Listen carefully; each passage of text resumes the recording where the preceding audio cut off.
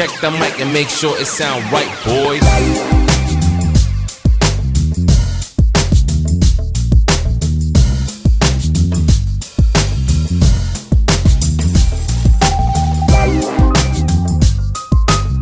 Here's Rick, Tennessee Homestead. How in the heck are you? Listen, I'm sorry it's taken me so long to get these videos up. Yeah. I have been up to my eyeballs getting history lessons and tracking down what's going on with our government and who's involved in it and things of this nature. I'm giving you a solid heads up here. Our government is about eyeball deep in this Ukrainian mess. It started back in 2013, 2014, the Obama administration, and guess who was in charge of dealing with the Ukraine? Yeah, our current president. They had a little plan going on. Them, the CIA, several other groups involved. When Vladimir Putin said that he was going to deal with the denazification of the Ukraine, that is going to be more than Donbass. It's going to be more than the southern region. It's going to be Ukraine. Now, does he want to keep Ukraine? He does not. But he is going to establish the republics down in the eastern part of the country. He is going to hang on to that land bridge going around to Crimea. But he's going to tear the Ukrainian government up like a can of grout. Once you start looking at some of this information, you're going to see not only the historical motivation behind what the Russians are doing, but the necessity of it. This first video, I'm going to show you some necessity of it. Was that claim of the denazification or the Nazis in the Ukraine, controlling Ukraine, Russian propaganda like our government has told us it was? No, it is not. It is fact. They have controlled the parliament and they have controlled the presidents, including the current one, because even the Azov's people said if he doesn't do as he's told, we'll hang him from a life post out here in Kiev. And they know they will. Extremely violent, extremely powerful. Matter of fact, statues that they've been erecting to their nationalists from back in the 40s, and their national heroes of Western Ukraine, are Nazis. Ukraine was a Nazi collaborating country during World War II.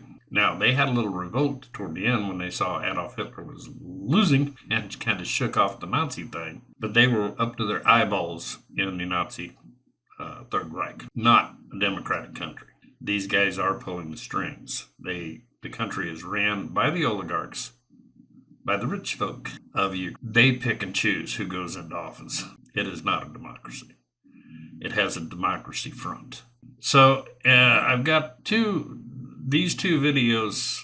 I can't list them out here on this video primarily because they're too long.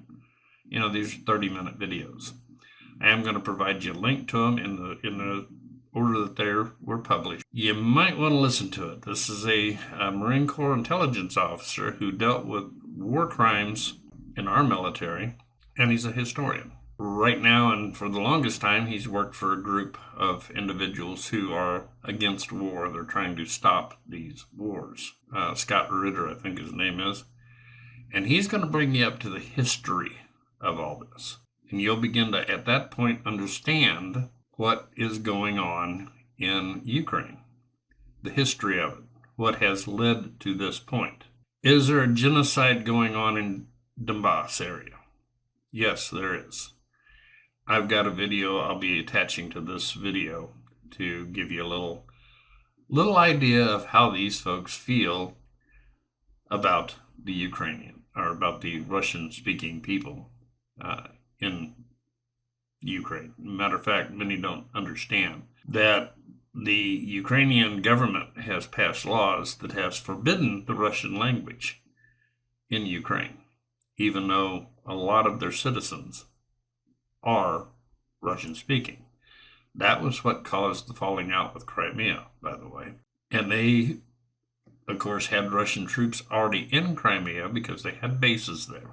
And they just annexed it into Russia. But you'll find out in listening to these tapes, these videos that are listed in the description, that will explain to you exactly how Russia has followed the law to invade the Ukraine. It is not a lawless attack. But let me get you started on this, and you'll understand why the people in Donbass area is fighting so hard. They're fighting for their lives, and they have been for a long, long time now. От ви спитали, як так може бути? Так може бути тому, що Донбас взагалі регіон, який, ну, це не просто депресивний регіон, розумієте? Там настільки великий комплекс, такі грона проблем, і головніше, наприклад, тому, що там просто дика кількість абсолютно непотрібних людей. В економіці, повірте, я абсолютно свідомо про це говорю. От якщо брати навіть чисто Донецьку область, там приблизно 4 мільйони населення. Ще не менше 1,5 мільйона, там просто зайвих людей. Що хочу сказати, нам не треба розуміти Донбас, нам треба розуміти взагалі український національний інтерес. А Донбас треба просто використати як ресурс, який треба, відповідно, з приводу розуміння Донбасу. Мені здається, що, ну, в мене немає зрозуміння жодного рецепту, що тут можна зробити швидко, але найголовніше, що треба зробити в даний момент, як це там жорстоко не прозвучить, є певна категорія людей, яких треба просто вбити.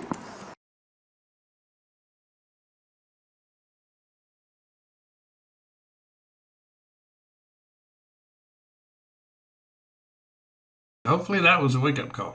That's the attitude of these people. I don't know that all the Ukrainian people feel this way. I think that they could be just like most Americans. We have been led around by our noses by our government for so long that we've gotten used to it. And this is not something that we would really tolerate. Then answer this quick question for me, America. How long are you going to tolerate our government financing a Nazi regime? And they are a Nazi regime. How long are we going to put up with that? And you know, if we pull the aid out of the Ukraine, and we are the ones paying for this aid, which now we're somewhere close to $2 trillion worth of paying out. Half of this stuff gets blown up as soon as it gets into Ukraine. They need tanks, they need artillery, they need this, they need that. Boom, boom, boom, boom, boom. Russians know it's coming, don't they? Yeah. They're watching for it. And they're blowing it up as it arrives. $2 trillion on a country that is bankrupt right now. That is going to add to our inflation. That's going to add to the interest. That is going to bring this country to its knees. And isn't it funny? Same guy that started this mess over there is the same guy finishing it. Ukraine is not what we've been told. We have been lied to. Just like we weren't told about those biological labs that we are funding in the Ukraine. I wonder where else in the world we're funding this kind of research. Time to wake up, America. It's time to stand up. I know I'll personally make a pledge that I'll vote for whoever is willing to stand up there and put a bill forward to withdraw us from NATO. We need to get out of that organization. Let Europe take care of Europe. They darn sure aren't going to take care of us. When we got into the war in 2003 in Iraq, we got a handful of troops. That was it. They don't back us. Hope you all having a great week. Yeah. You're being lied to. A lot. A lot. Have a great day.